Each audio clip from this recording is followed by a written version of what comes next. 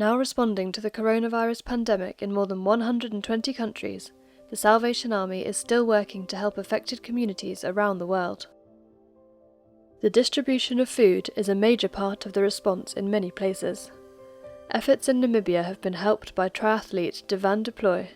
Speaking on behalf of the Namibian Triathlon Federation, he thanked members of the public who have been donating non-perishable items at special collection points to be distributed in partnership with the Salvation Army, the Red Cross and local supermarkets.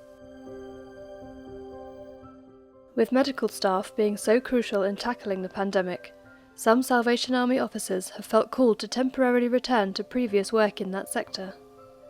In the UK, Lieutenant Daniel Holland is using his skills as a registered nurse to care for patients in the country's health service. In Sweden, Captain Veronica Wahlström is working 4 days a week as an auxiliary nurse in the COVID-19 intensive care unit at her local hospital. Both officers are stepping up to help in a very practical way, with many other Salvation Army officers, members and volunteers making the most of medical knowledge to inform their work on the ground. In Austria, the Salvation Army's Haus Erna, which provides accommodation for men experiencing homelessness, has been offering emotional care for clients concerned about coronavirus. Staff have also arranged an online concert for residents and others connected with the Salvation Army, performed by renowned flautist Matei Ioachimescu. Preventing the spread of coronavirus is a key concern, and the Salvation Army is finding ways to help with this wherever possible. In New York, USA, the Army is providing 2 of the 3 known publicly available showers in the city, ensuring that cleanliness is still possible for those without other means of showering, even under current restrictions.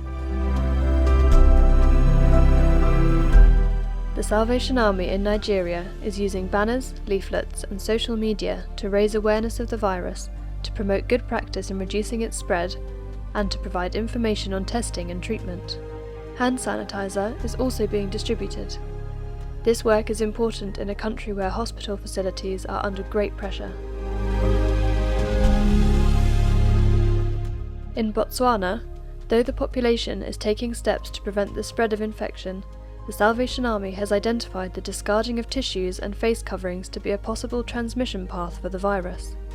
As a result, it has worked to install additional dustbins in busy locations, such as bus stations, council offices, and in public parks. The receptacles also feature a short message promoting good hygiene practices.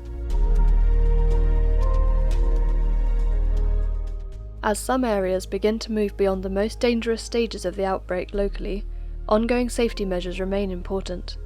In Japan, the Salvation Army's main hospital in Tokyo is now coronavirus-free, but enhanced hygiene and biosecurity precautions remain in place so that doctors and nurses can continue to provide extensive medical advice and treatment.